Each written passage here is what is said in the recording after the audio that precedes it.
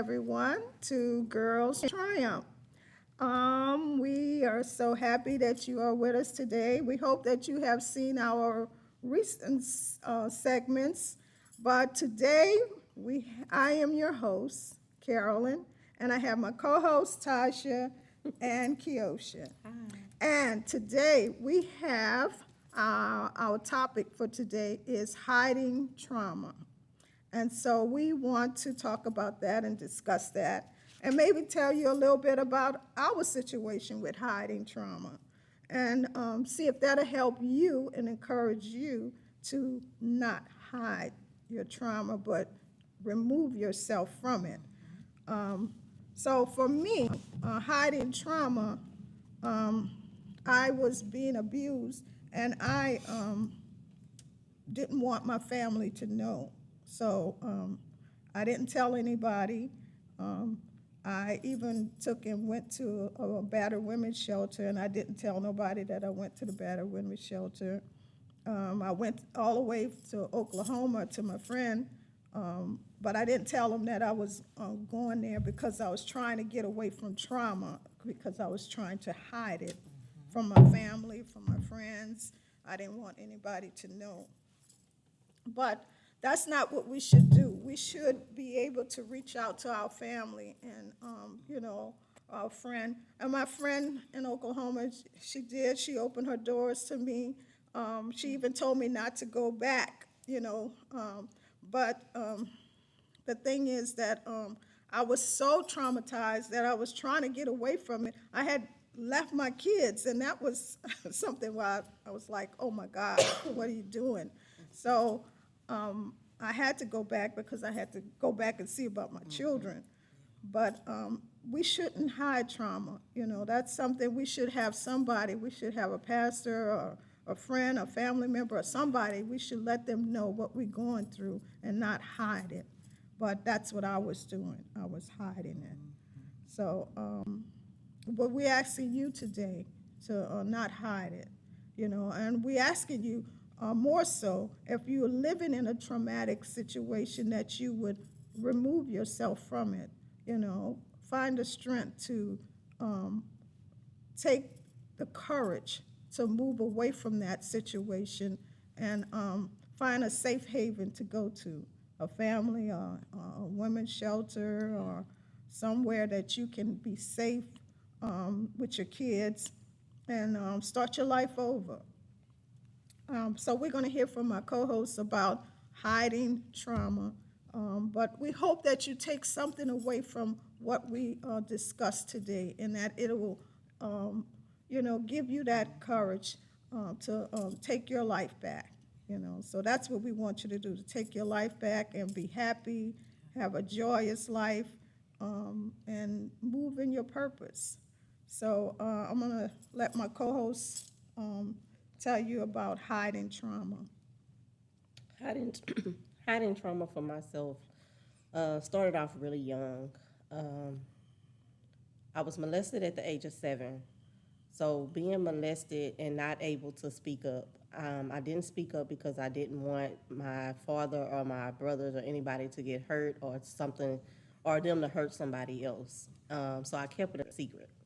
I kept it a secret because I felt like if they were to find out, you know, they would eat, like I said, they would get hurt or they would hurt somebody else, or they may end up in jail or whatever the case may be. I didn't want that to happen, and I didn't want to be the cause of why that happened to them. So I kept quiet for over 20 something years. Also, in the midst of trauma, hiding trauma, I hid trauma because I heard comments like, "Oh, they're not gonna do it again. Don't worry about it. It's not gonna happen. Just stay in it. Push past it. Things like that." And it caused me to think that nobody wanted to hear. Nobody cared. Nobody respected the fact that I was hurting. Nobody acknowledged what was actually happening because in their own trauma. In their trauma, it caused me to hide trauma and to be afraid to speak up, afraid to tell somebody. Um, I don't know who's watching, but I want to tell you, do not hide behind trauma. I wrote a book called Shade No More Pain, and in this book, is talking about the different abuses that we go through, whether it be financial, Yes, physical, yes. sexual, spiritual, emotional, verbal. I went through all of those in some aspect of life. And in the midst of those things, the trauma just kept me hidden. It also hid me to the fact that I couldn't be myself. I couldn't Right. identify with anybody else because I felt like, oh, nobody else is going through it because nobody was talking about it. Right. And when they did start to speak about it, it was only after the fact that I said something, and that's when all the inboxes on Facebook and messages started coming through my phone about what they had been through. But yet, even still today, nobody's still talking. Everybody's still hiding behind trauma. And in the midst of the trauma, it's just causing them to put up this false shield and wear a mask to not be themselves.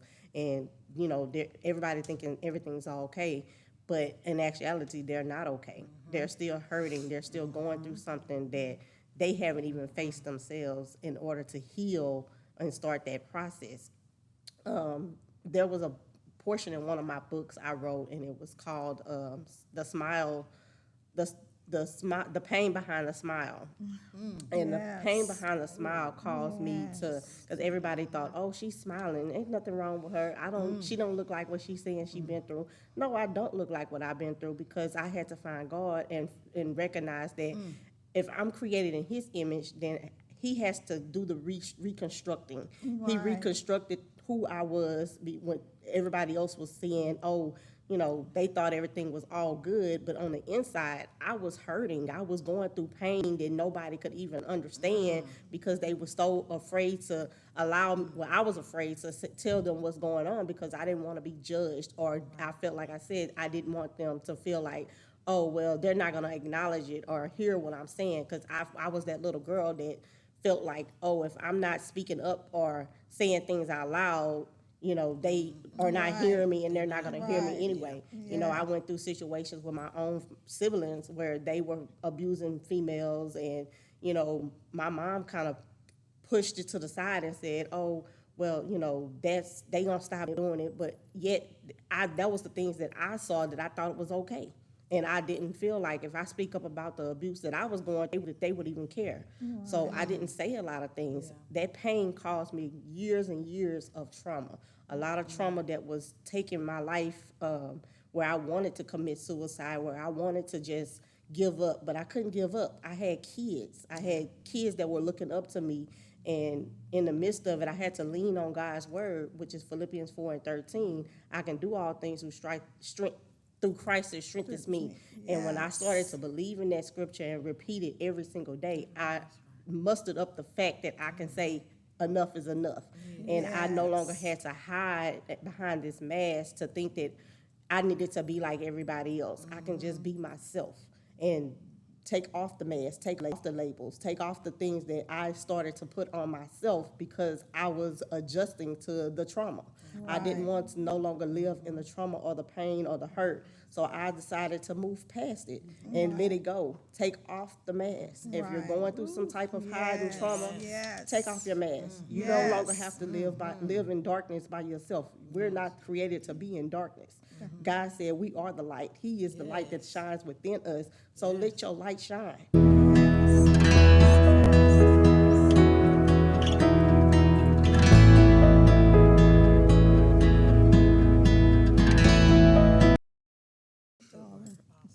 Yes.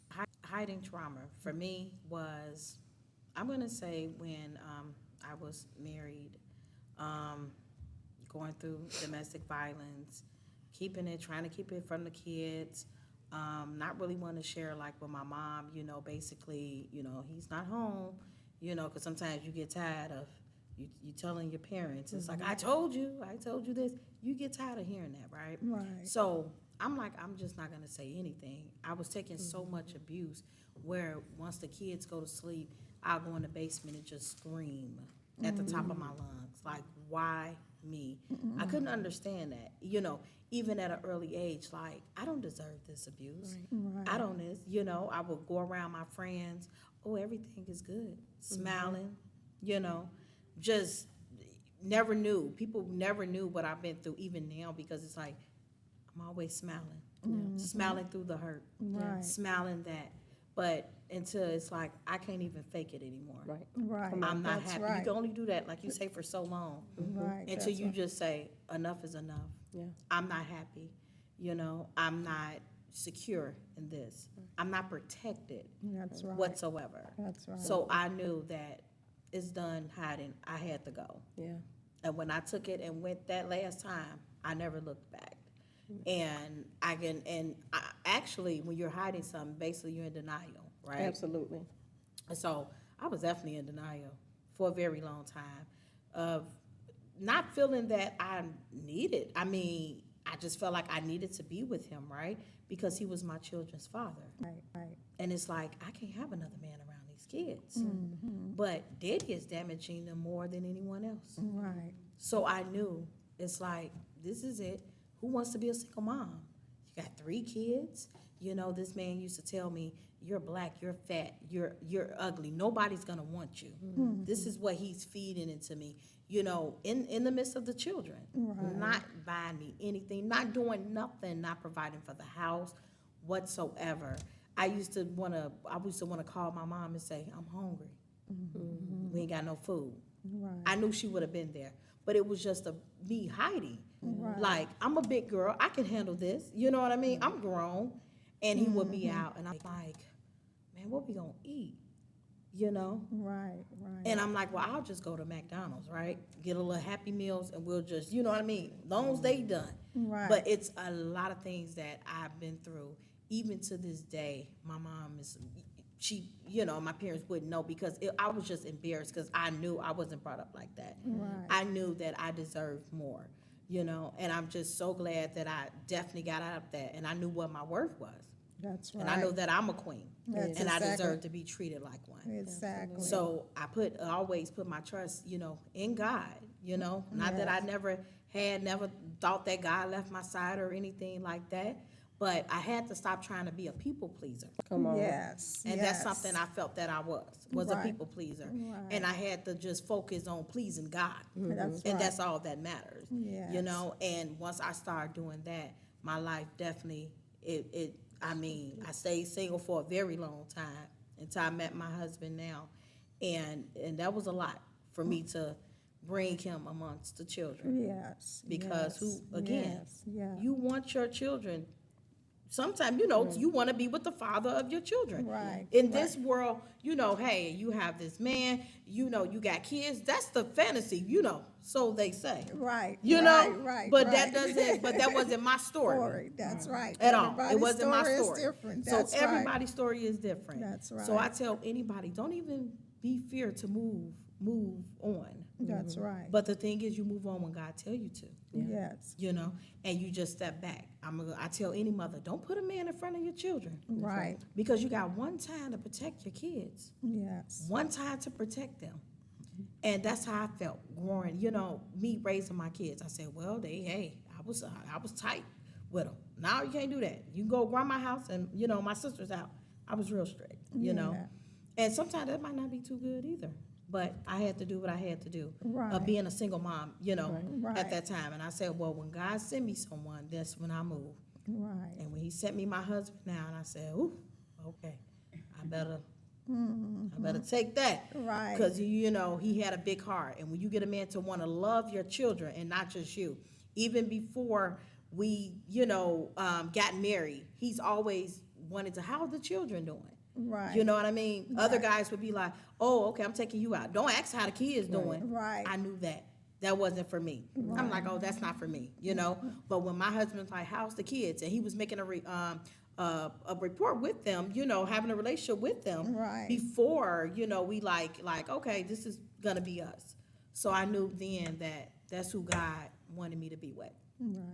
And the That's Bible said a wonderful. man found a wife, he found me. Find a good thing. Find a good thing. And he found me. So I tell anybody, just stay humble, stay in church. And if it was not for God, I couldn't endure what I endured without being on, because, people's like, how did you do it without pills? psych medication, mental medication. I said, nothing but God. I will go in bed and just scream. Sometimes you just got to scream, let it out, and it's okay. You can cry. I cry. That's right. You know? That's right. That's what you got to do. Yeah. But I said, but nothing but the grace of God and the prayers. Yes. Right. My mom is a prayer. Yes. She's a missionary. My dad's saved. They all saved, filled with the Holy Ghost. So my mom lay hands in a minute. Yes. You know, and I come from, like I say, a background where nothing but church. Right, You know, that's that's right. all I knew. You know, definitely. And I'm just so grateful just for my upbringing and the strongness. Right. And I have to just say, you know, and I always talk about my mom because my daddy used to be on drugs, okay? My daddy was a drug addict, but my daddy still loved us. We knew he had issues from his upbringing, Right. his trauma. Yes. You see what I'm saying? That he'd been through. Right. But he's saved and sanctified now. But in the midst of that storm, my mom, you know what she did? She kept us in church. Hey, get up, go to church. Right. We didn't disrespect our father whatsoever, even though we knew he had issues, right? Right. She prayed, never put a man around us, never smoked a cigarette around us, never had a drink around us.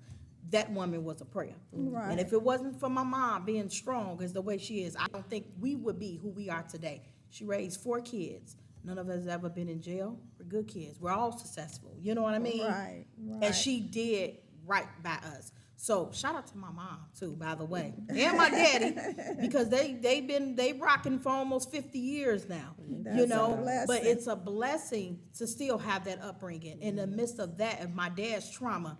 Even though they hid some things, but we knew. Right. But my dad was still there at Right. the end of the day. Right. Oh, hey, kids. You know, so we knew what we deserve as women. You know, Right. me and my sisters like, no, we're not gonna take that. Right. You know what I mean? In the midst of that. But I always tell people about my mother, because if you got a strong, somebody got to be strong. Right. Upbringing. Yeah, You'll be praying able to do a person, little yeah. bit more, and that's just how I felt. You know what I mean? Because of her. Right, right. I was able to endure more. Yes. Yeah. At a very, very young age. Yes. Mind you. Yeah. Yes. But we realize that we don't need to hide trauma, that we need to bring it forward. And so that's what we're telling you all today, that if you're in a situation in your home life now, today, we don't want you to hide trauma. Find safe net that you can reach out to, a safety net, someone that you can talk to, someone that you can express these traumatic situations to, that can help you to move forward. And most of all, as you see from these ladies and myself, that trust in God and pray, because he answers prayers, and believe in him that he will bring you out of this situation. We don't want anyone living in trauma, in a situation where you're being abused or misused or mentally, physically, in no kind of way do we want you to have to live in trauma. We want you to be able to live a wholesome, happy, joyful, and peaceful life. So we're going to close this segment. We look forward to meeting you for our next segment. We hope that you will look at our the segments that we had before. We have several segments before this one, and we hope that you would watch them and tell somebody about Girl Triumph, because girls can triumph, because you're looking at 3 young ladies that have overcome their trauma, and you can do the same.